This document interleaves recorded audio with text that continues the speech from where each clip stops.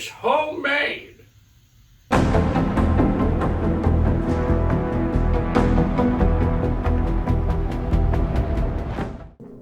Deus Ex. Probably one of my longest, most beloved sci-fi shooter franchises of all time. Unless you count Doom as a sci-fi shooter, but anyway.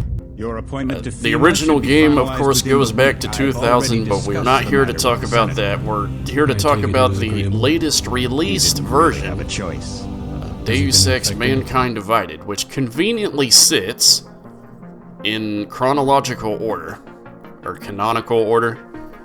It conveniently sits between Deus Ex Human Revolution and the original Deus Ex game.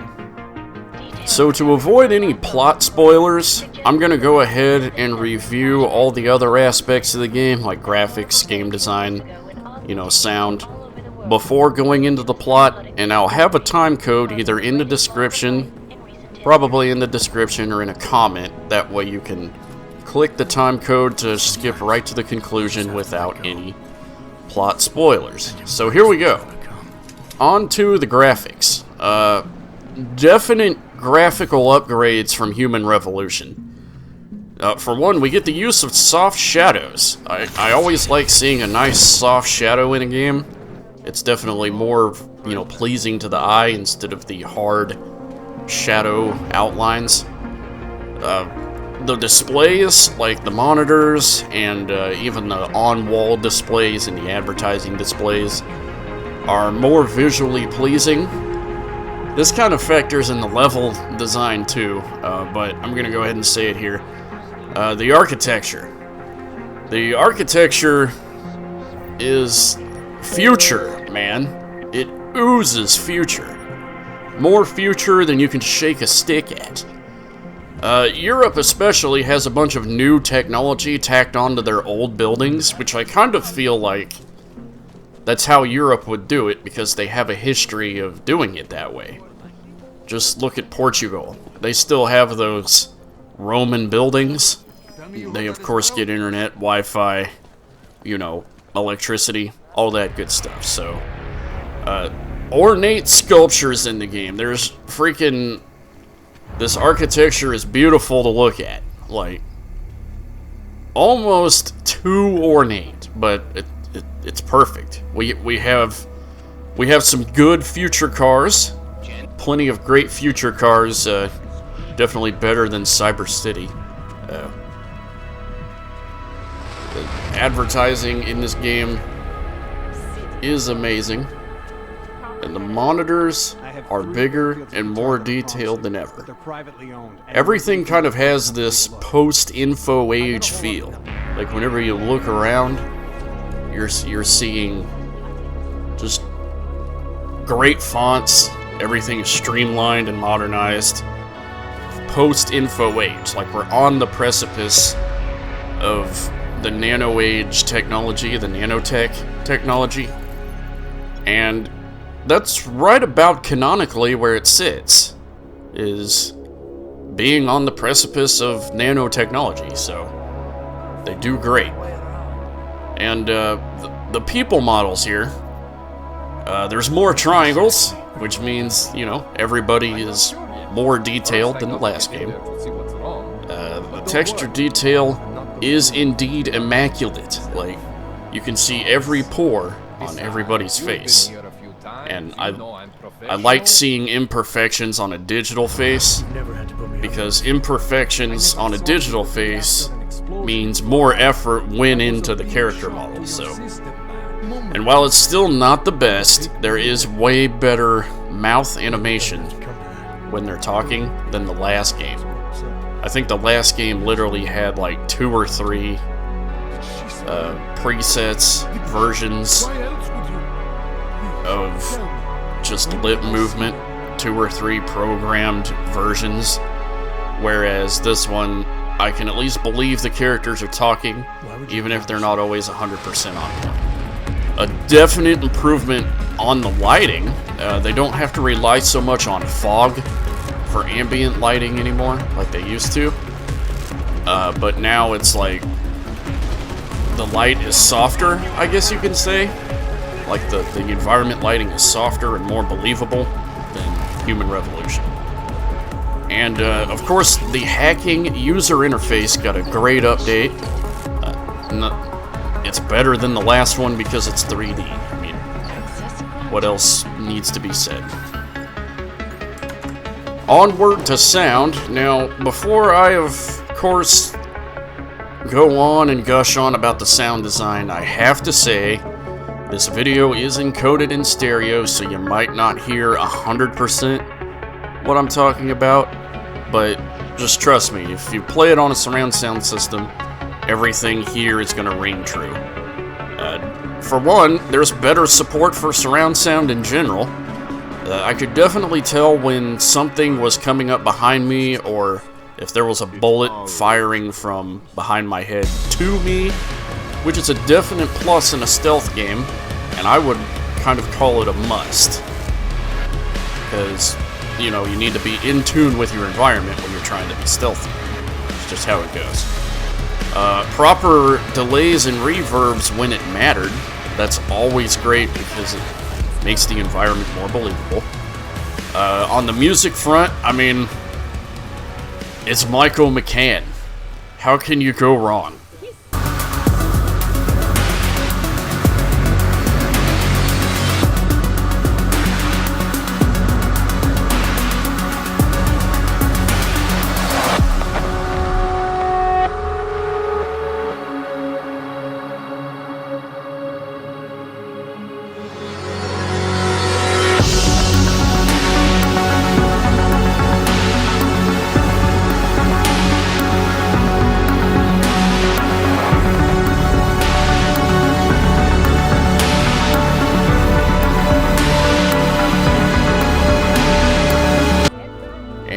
They actually had some help this time. He couldn't, like, they didn't want him composing all the music, probably because it would actually be a pretty daunting task, because there's a lot of different situations in this game, so you need a lot of different musical elements. There's a lot more reliance on ambient soundscapes than Human Revolution. I always felt like Human Revolution had more of a action-oriented soundtrack because there was actually a lot of action in the game, so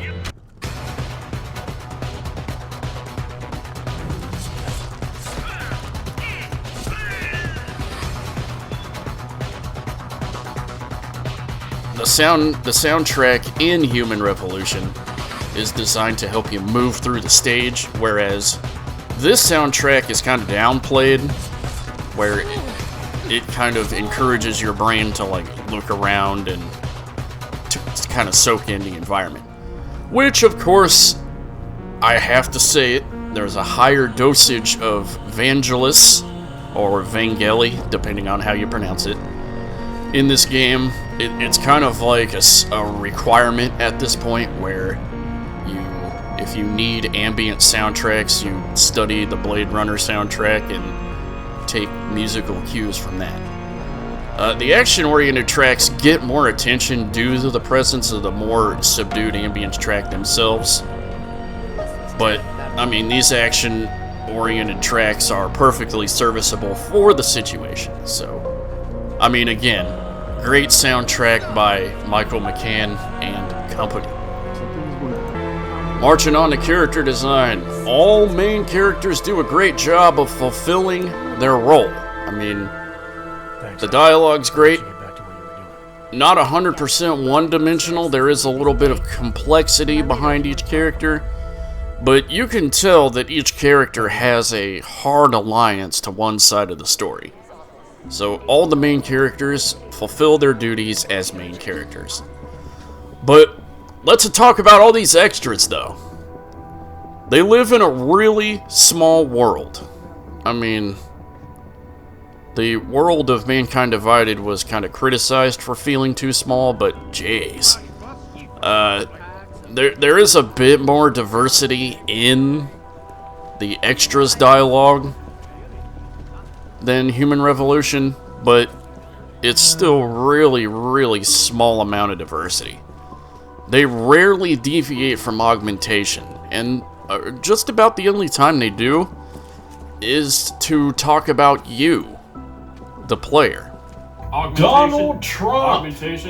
Augmentation. The Knicks game. Big sci-fi stuff. The Detroit Pistons. Augmentation. The Houston Oilers. Artificial intelligence. What I had for Augmentation. breakfast. The player. That new synthwave music. Augmentation. Cyber. I mean, all these side characters look great, though. It's the same attention to detail that the main characters got. So, we're going on the settings and stage design here. Dubai. The very first place you go to. Incredibly ornate construction pieces. Like, almost unbelievable. The scaffolding looks great. Everything was great in this game. Even the wires that sit down in, like, puddles. Just looks fantastic. Very believably Dubai, with advanced tech already in place and really pretty infrastructure. So, there you go. Then we march on to Prague. As alluded to earlier, it's very believably future. These European buildings are very European. What else can I say? As alluded to before, postmodern advertising everywhere in this game. I especially like this very ornate advertisement for pills. I mean, pills are always awesome. And of course, your up-to-date 2030 fashions are well into play here.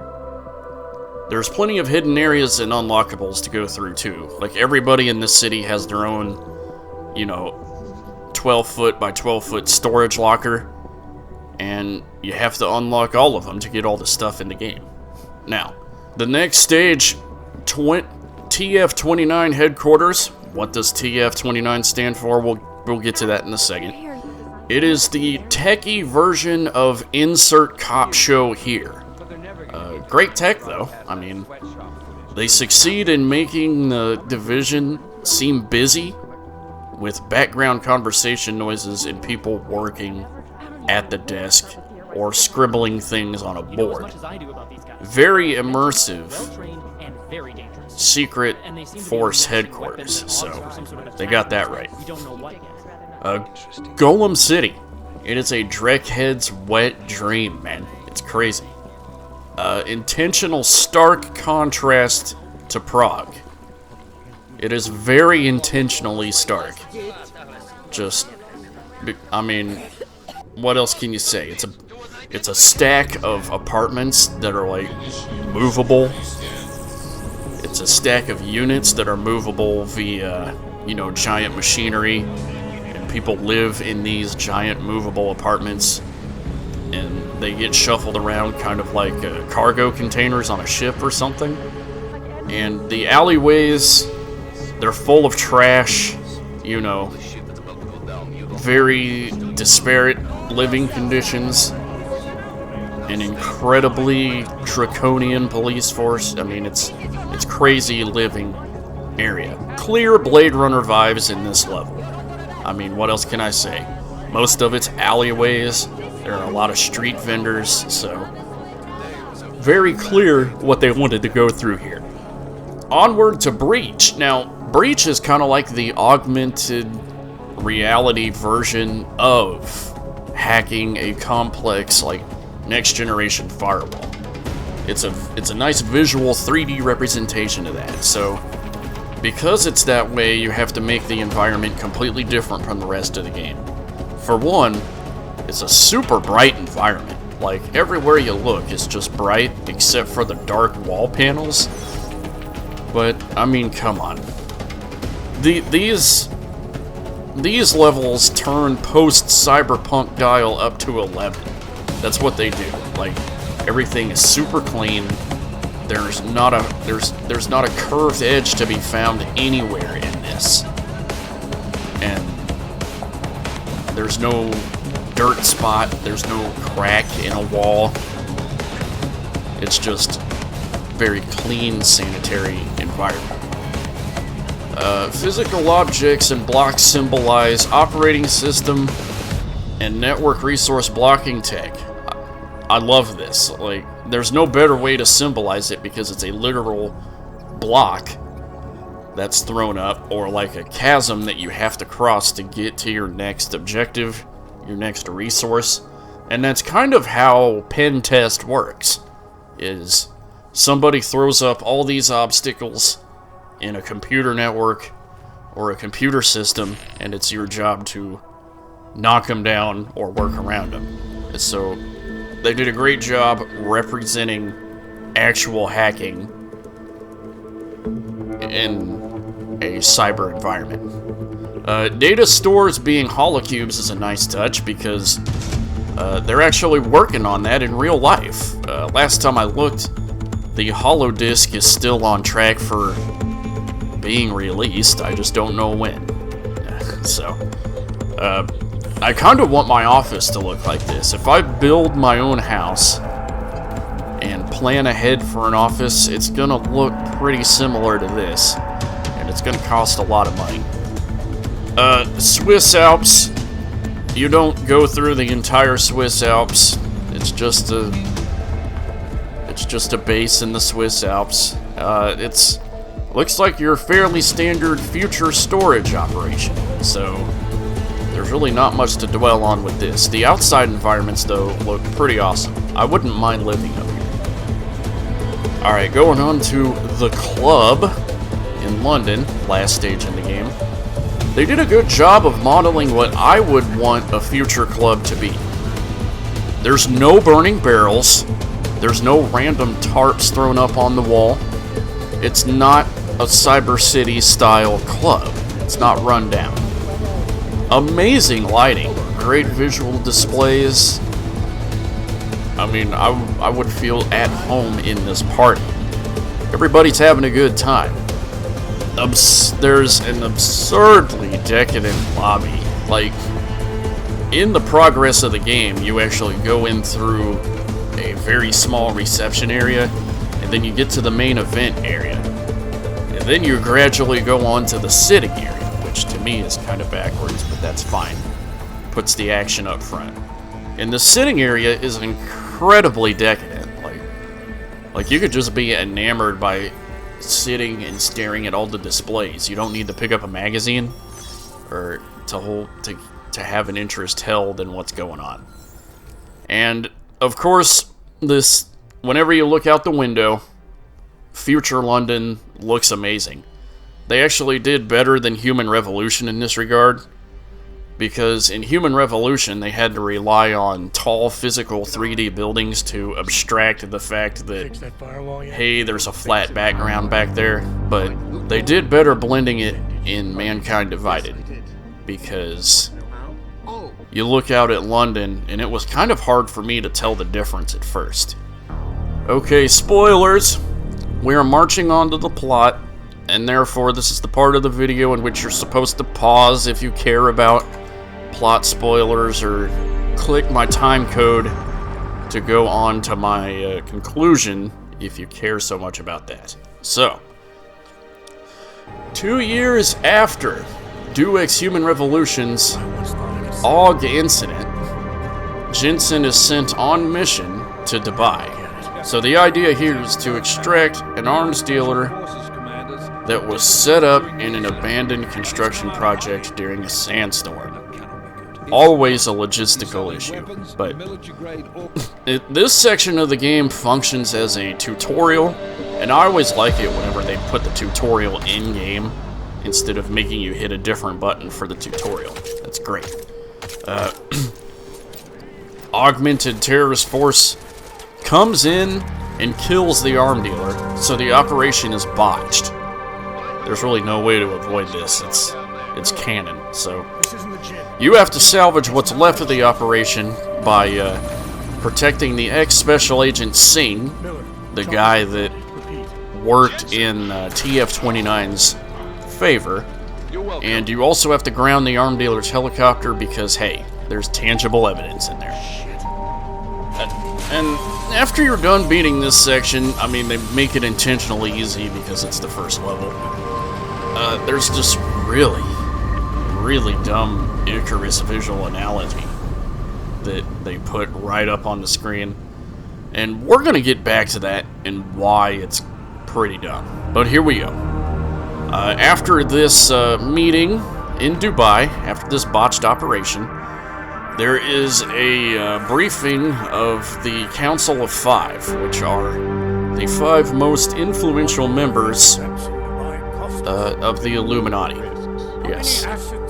Yeah, so it's our first appearance of a young Bob Page, for those who remember the original Deus Ex game.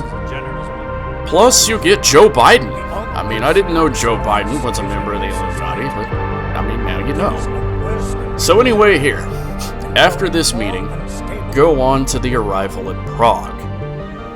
So, this arrival at Prague, I mean, what else can you say? It serves as a giant forced intro to the major class disparity in the game. It's something we're going to have to get back to. It'll be part of my conclusion.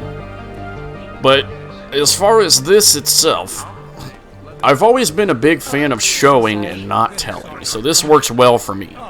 It works better than having some cutscene that says, you know, after the Og incident in 2027, mankind fought with itself, and having a slideshow, so I'm good with this. This is better.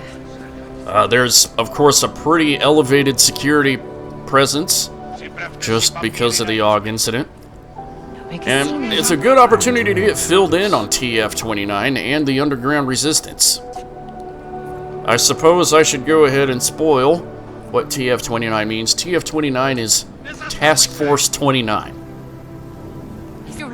I think they had to pour deep into the original Deus Ex lore to get this name, because I remember reading it on a bulletin in the original Deus Ex.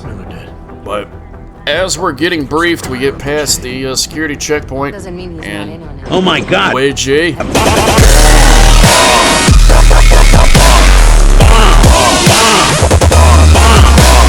Somebody bombed the train station. 2030, and we're still bombing. Anyway, we get a sudden cut to Adam in his apartment. He wakes up and his augmentations are malfunctioning due to the blast. So you wake up and you find out you get a message from David Seraph. Wait a minute. I thought I killed David Seraph.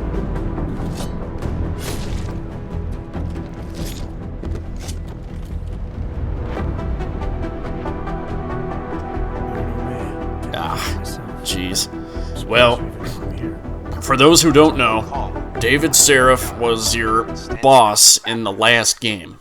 So, of course he has to make an appearance in this game. David Seraph's sole role in this game is to dish out expo that links Human Revolution to Mankind Divided. That is his only role in this game.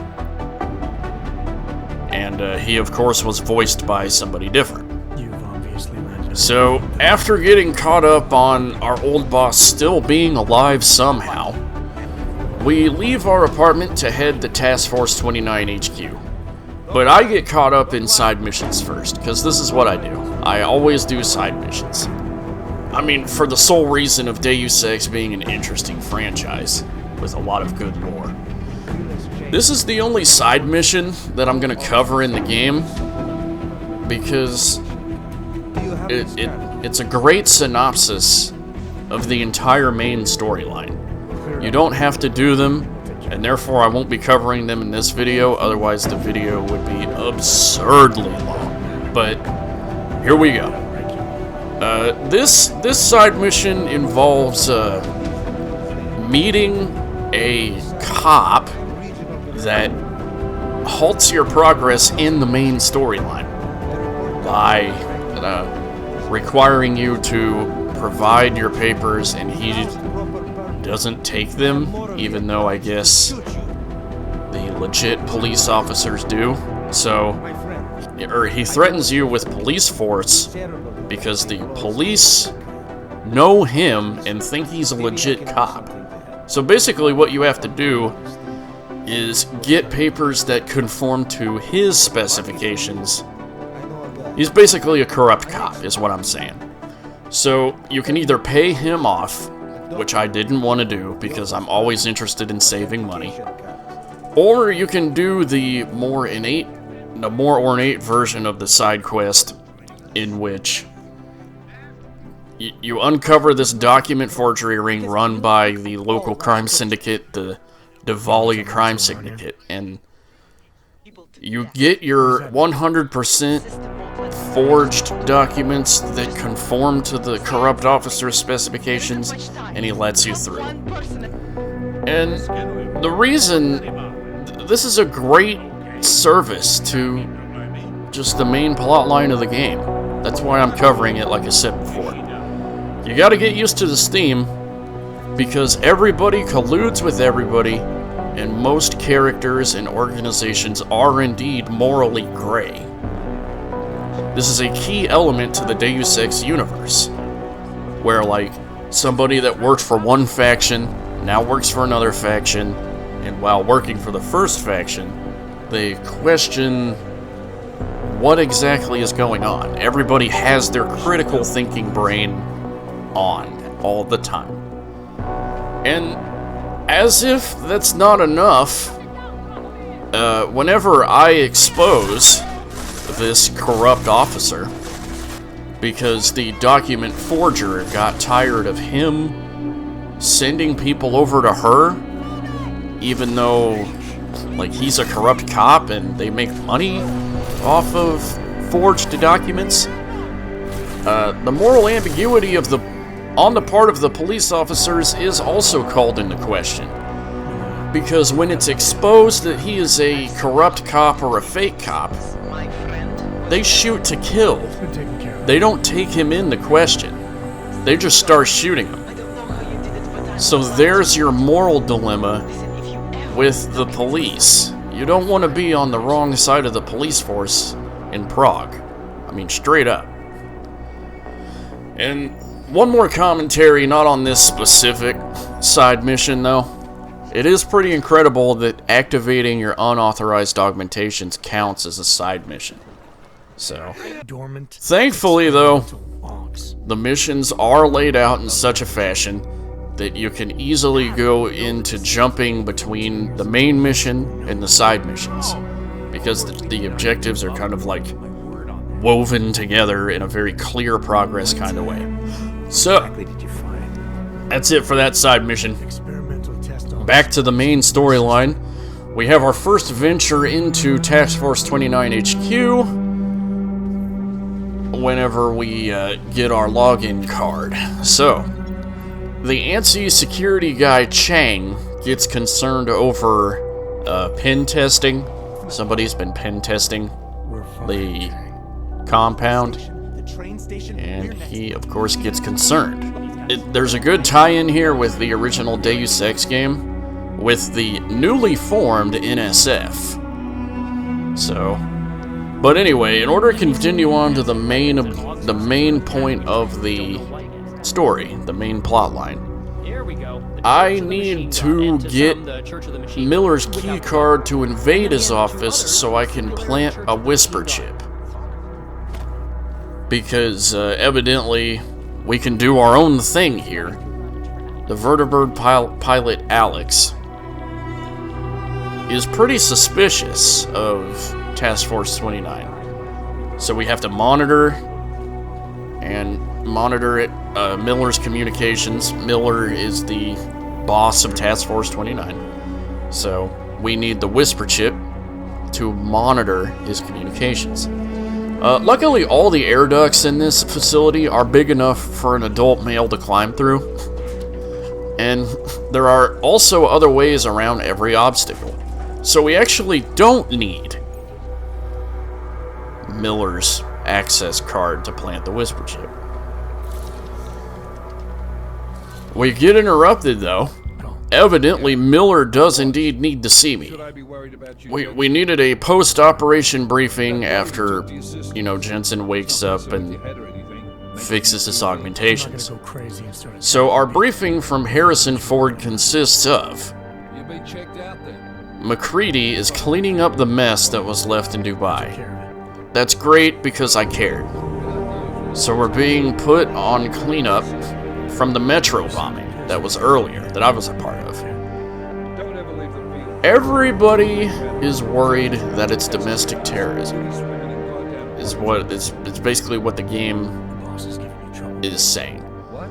Related to the aug versus natural debate, the augmented people versus completely natural people debate. It's our job to find out what happened to the agent that hasn't checked back, because they sent an agent before, he's not checking back, so we have to go in and basically clean up. There are two ways to do this mission, peacefully or forcefully. And this is great because you always get an experience bonus for not shooting and killing people. But of course I chose the murderous path because I'm just tired of everyone's garbage in this society. So, there you go. After collecting evidence for forensics, it's time to report back. So, but before continuing on to the forensics department, I get berated by the office shrink. Evidently, she has a problem with how I killed people at the metro. I mean, here, I got you this from the they were armed and they were ready to shoot me. I was supposed to be there. What else can I do?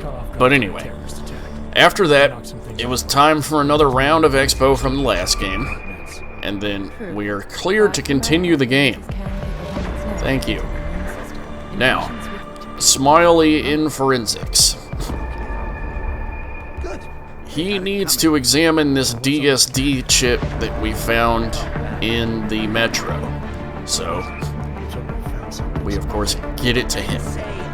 But he of course says he's gonna need time to get everything done. So, after the DSD delivery, we go meet Alex in an old abandoned limb clinic. Now we're thrown a new wrench into the plan here. We find out that the ARC, the Augmented Rights Coalition, is being set up by the Illuminati. Basically, the Illuminati is using ARC as kind of like a proxy to get what they want type thing. So, we gotta make plans to go to Golem City, where the ARC headquarters is. It's our job to bring in the ARC leader Talus Rucker for questioning. before the incident. On the way, the news tells us that Talus Rucker says he's not a violent man, throwing more moral ambiguity into the mix because ARC actually has been carrying out violent acts throughout the game. Onward to Golem City. Of course, your Connect is being held for questioning in a cell.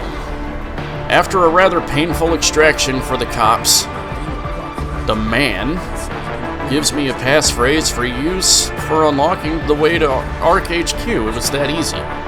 All we had to do was stomp down the entire draconian police force. That's the thing, though.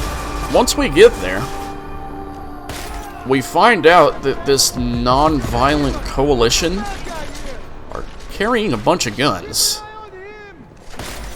That's kind of weird, but I fearlessly make my way up to Talus Rutger's office, and after the obligatory firefight, I couldn't convince him to come along. I just couldn't. He was so hard, he was so ardent in the way that he looked in the world, he could not be convinced. But then boom! Mind Jack. That's right. Mind Jack. His brain was hacked. Like, his hand starts tripping out. It's kind of a scary thing to see if you're not used to seeing something like this. So of course we have to make a daring escape through the back. Okay, so now we're going back to Prague, because we gotta do the TF-29 debriefing again. Of course, Miller doesn't believe me on my first-person testimonial, and we have no way of archiving any footage in 2030, so we're gonna have to do some other thing next. What is the most logical other thing to do after an initial debriefing and Miller doesn't even believe me. I want to spend time away from him. So we asked Smiley about that DSD chip we found earlier. So as it turns out, it was made with no electronics, because you don't want to send off any electromagnetic interference to avoid detection. The DSD was made by a clockmaker named Nomad Static. That's right. This is very, very Czech. They stay true. But anyway, we go through his apartment, and we find out that his apartment was booby-trapped by the Diwali gang. After escaping the gassing that evidently was there, we find out that his shop got bombed. Okay. He's hiding out in the red light district. I mean, as it turns out, he's covering for his daughter. She's the one that made the bomb. Well, we gotta leave that case cold for now because we have bigger priorities. Trying to frame Miller. Or Ford, or whoever. Wait a minute. Framing our boss? Okay, well, I kinda doubt that he's totally innocent, but here we go anyway. After coming up with this objective, we report to Alex for another lead on VersaLife, where one of the researchers was poisoned, and talked about the mysterious hacker, Janice. Or is it Yanis? We also get the NSN device. The NSN device is the neural subnet device in which you have to use to gain access to TF-29's storage network. I mean, it makes sense. Anyway, after plugging in the NSN device, we go through this complex interface that, oddly enough, involves your entire body. This is kind of weird. You have to climb into this elaborate chair thing, and probably just let it communicate with your skin cells or something. I don't exactly 100% know the science behind this, but anyway, you climb in, and you have to interact with this complex network. And this section of the game is known as the breach section, because that's what you're doing.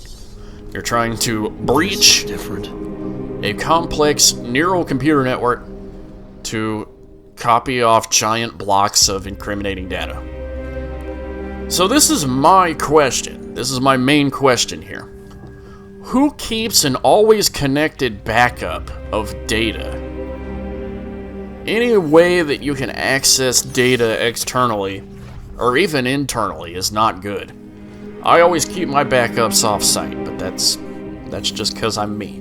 But anyway, this section of the game was actually spun off into its own game. And this is the sad thing, too, because it's a great concept for a game. It's awesome. I mean, going around and breaching various corporations' firewalls, it sounds like a more narrowly focused game aspect of Shadowrun. It's freaking amazing. It's great. But Square Enix, because it's free to play, Square Enix had to find a way to straight up rip all the fun out of the game by making it pay to win. Like, your stat boosting is so slow in this game that you want to pay to just get ahead. So, terrible execution, great gameplay concept, free-to-play games. Anyway, back to the main story. It's Bob Page again! We get our incriminating evidence that will be used for later. So, we run into the office shrink, who tells us that cohort Vince Black hasn't reported back in quite some time. So I, of course, need to check this thing out. I went ahead and did it, but this is a side quest, so it's not going to be covered, even though there is one footnote to make here. This PA system, I don't know, it's setting the club off. People are, they're dancing to something. I haven't figured it out yet.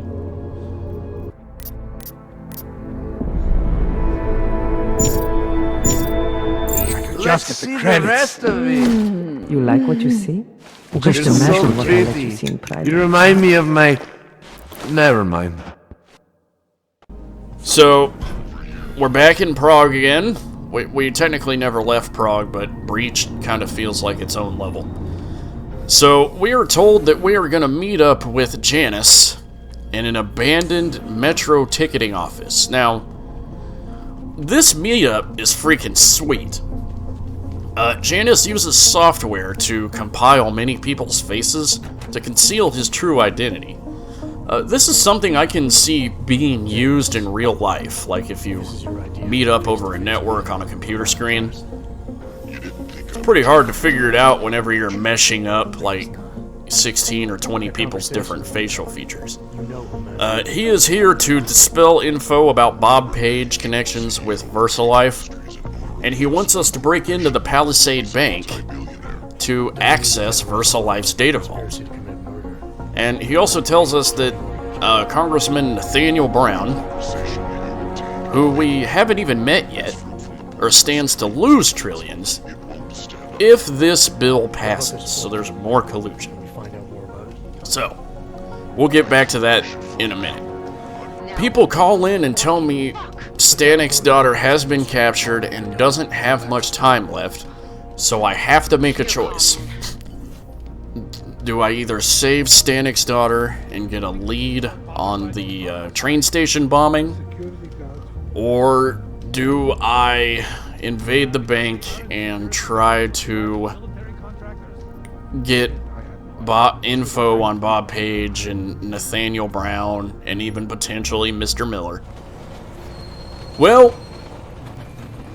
invading a bank sounds more fun anyway, and I've always been kind of an anti-authoritarian man, so I took the bank. I'm sorry, Mr. Stanik, but...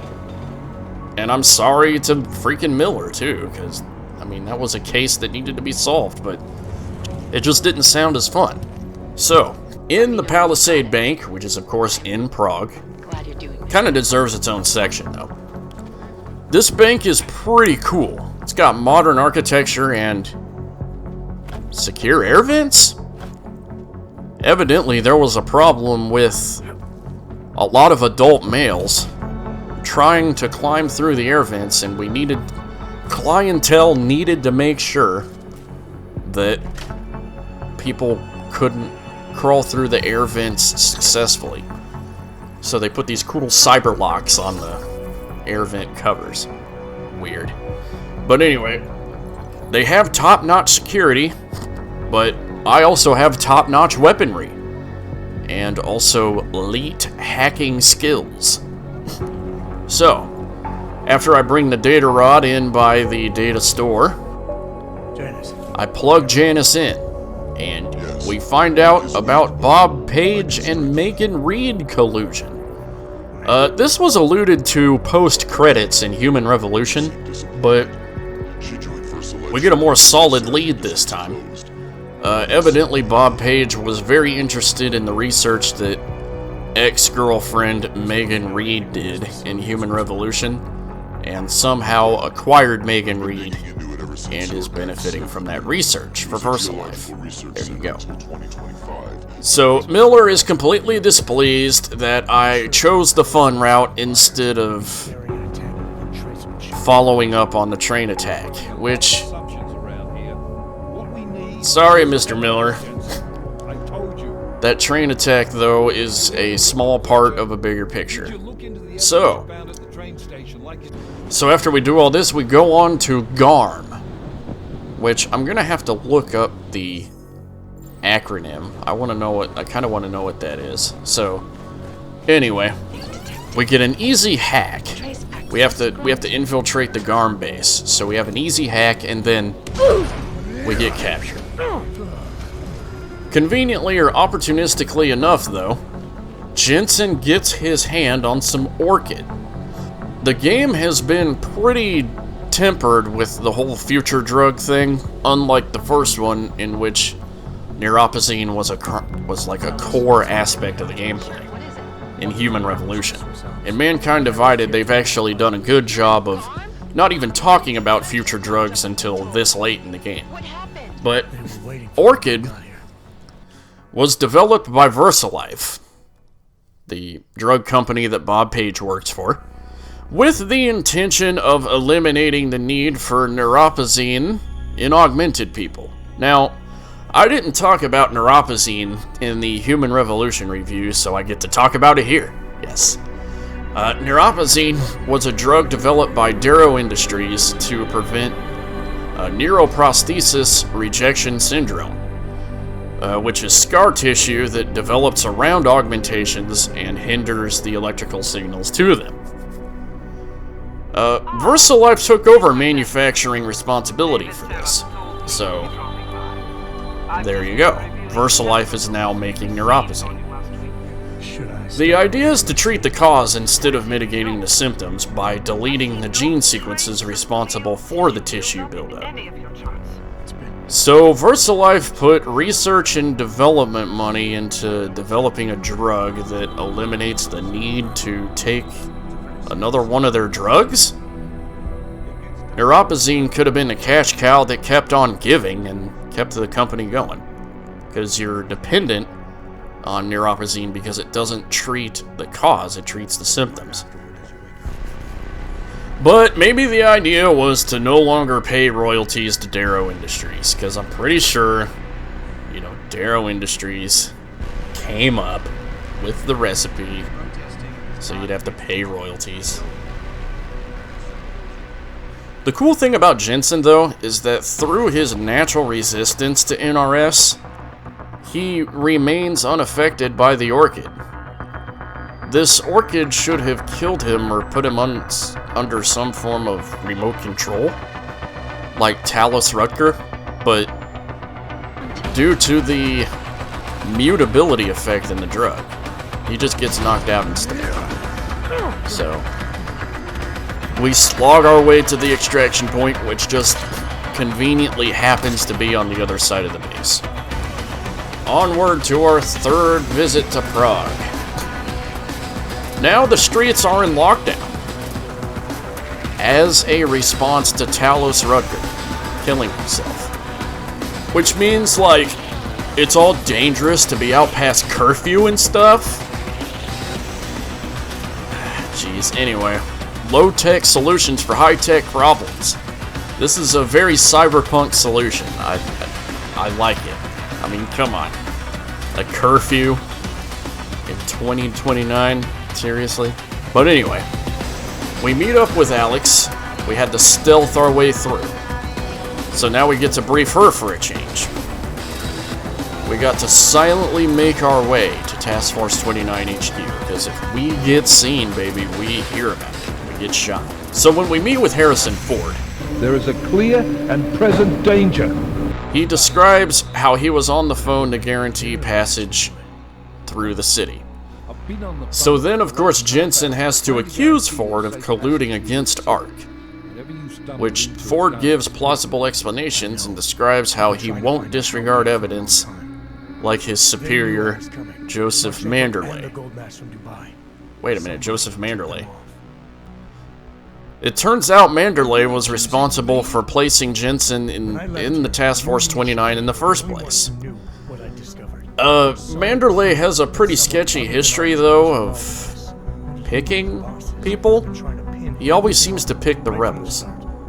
But anyway, we also inform Ford of a deal with the Diwali crime family, so we immediately have to make our way over to the Red Light District. We have to score a key card to a theater that they run behind the Red Light District. Alright. Well, anyway, we calmly descend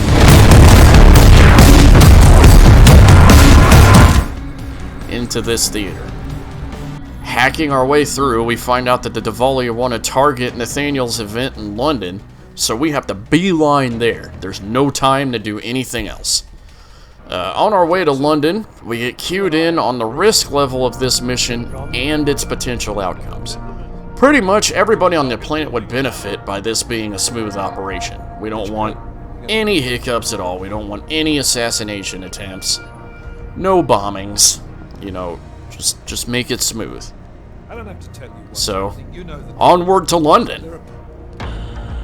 There's more conversation about Nathaniel Brown's philosophy.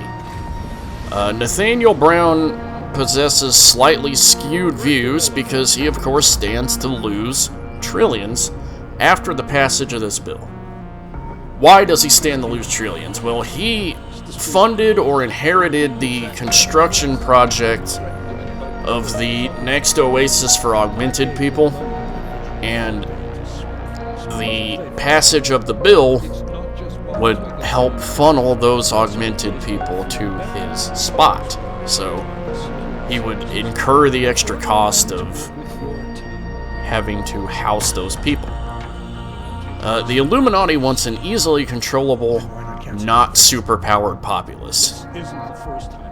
Haven't quite figured that one out yet, but okay.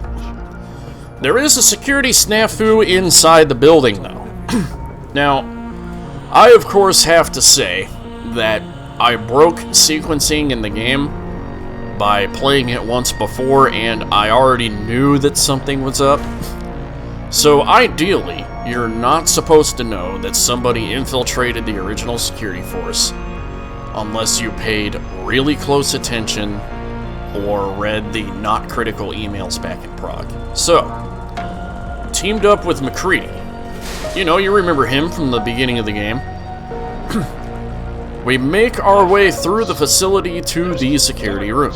Camera footage reveals co-opted security team infiltrating the congregation. So, we can't make this loud. We can't go in with guns a-blazing, because then we would cause even more worldwide unrest and even more pent-up tension than there already is. You really wouldn't want another AUG incident, so we gotta do this quiet. Having to kill all the co-opted guards quietly during the party, we find the key card and stop Marchenko's plans to poison the reception. This handy note here just kind of tells me exactly where the card is. Now, can we just take a second to admire the logistical nightmare of having to kill 15 people with nobody being alerted during a party?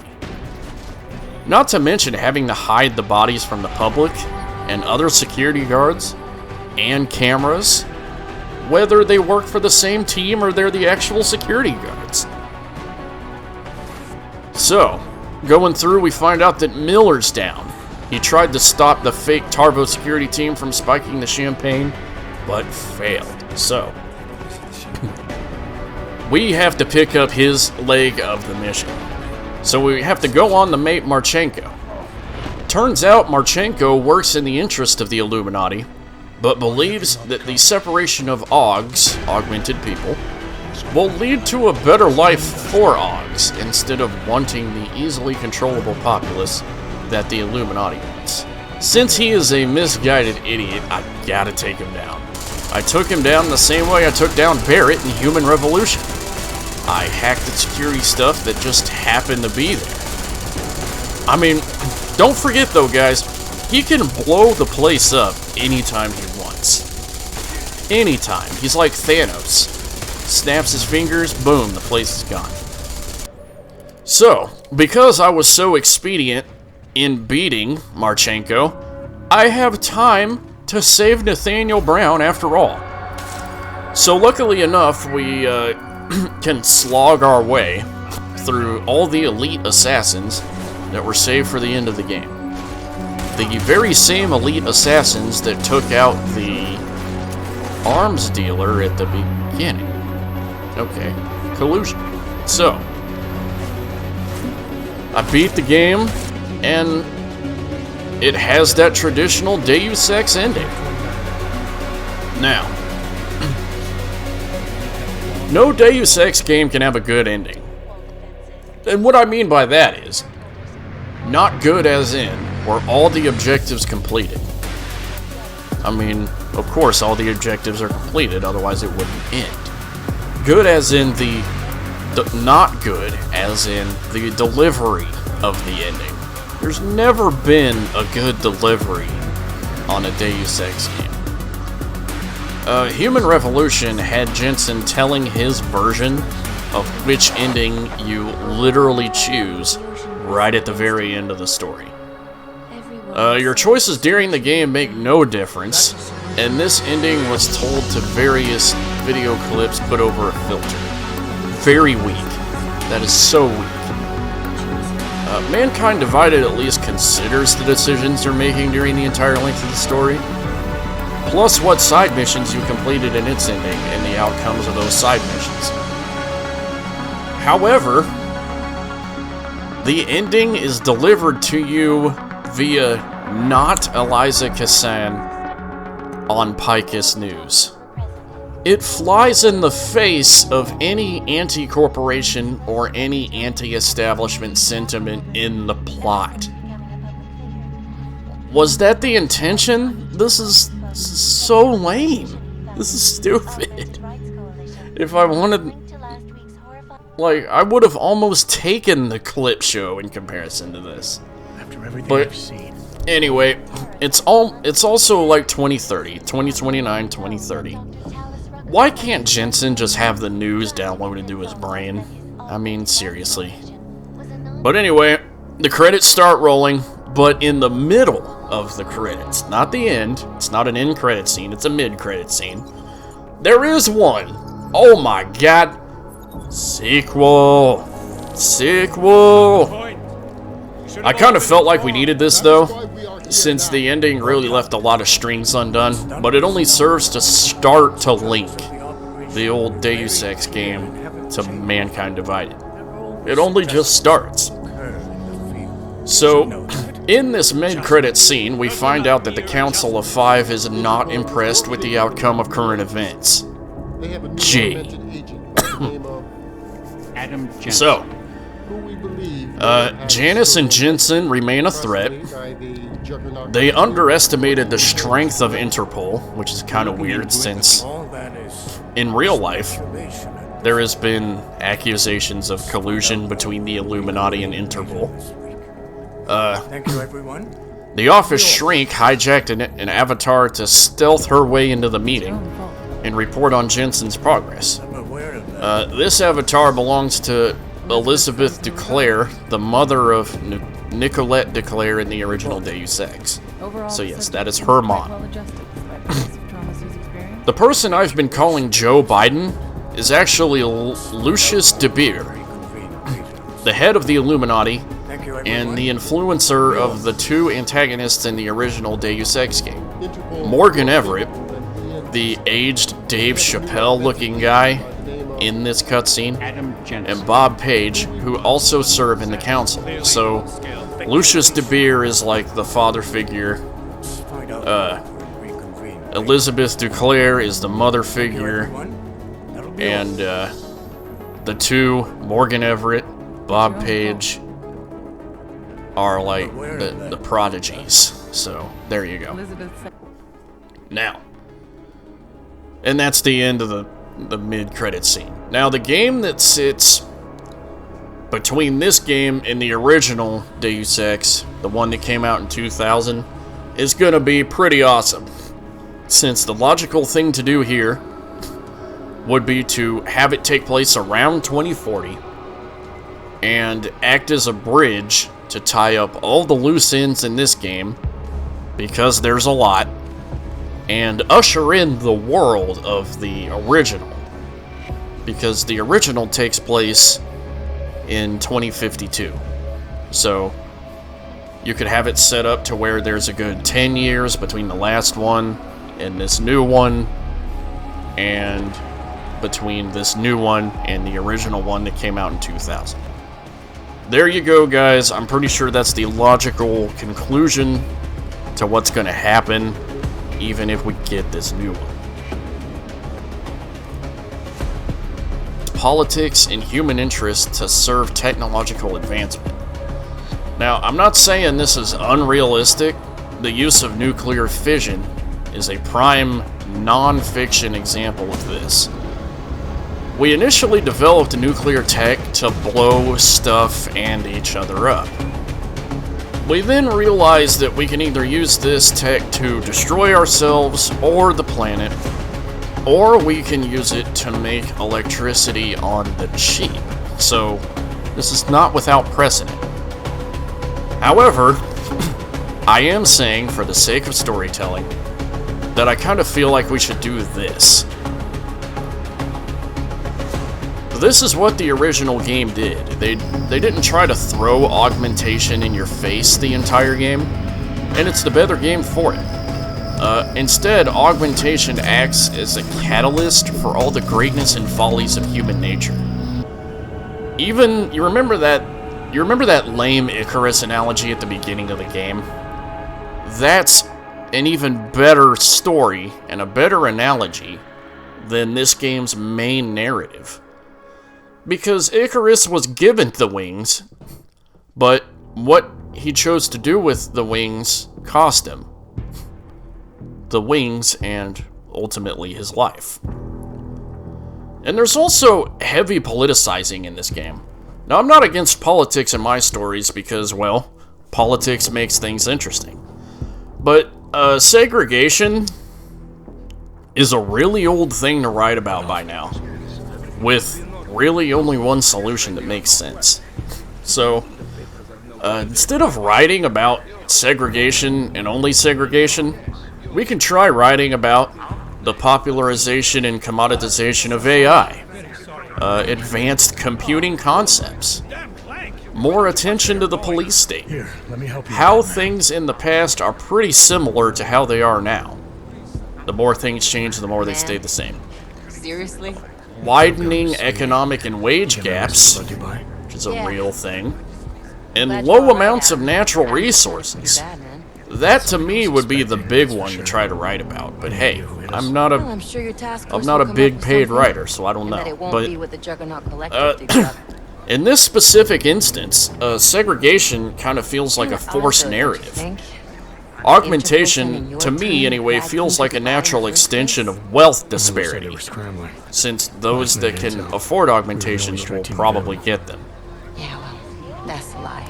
So, maybe wealth segregation is at play here, but it's still segregation, and it feels kind of forced. This issue was actually addressed in Human Revolution, but it was downplayed just by the mere presence of augmentations themselves. Then when that AUG incident thing finally happened, all of a sudden, AUGs were second-class citizens. Think about it. The people that bought upgrades are now second-class citizens. That makes a lot of sense, doesn't it? To me, it makes more sense for the Illuminati to guarantee a method of control of the augmented people, since they're physically stronger, they're socially stronger, they have faster mental capacities, quicker reaction times, you know, etc. But fear can probably be used just as easily to control the weak, so they have fiction on their side here. It could either go one way or the other. Somebody probably will. So, Treat people like animals long enough, I they'll mean, start acting like I guess what I'm trying to say is, Say that like can we not focus extensively on augmentations for the next one?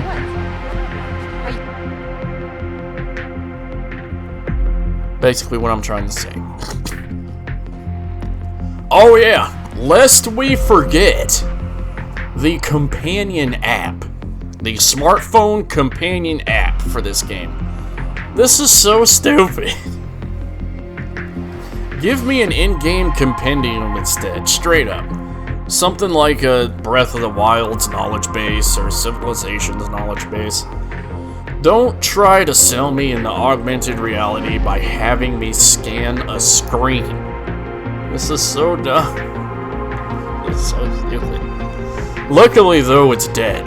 They had the good sense to kill it, and they uploaded all the videos that it pointed to YouTube, so you can watch them without having to scan.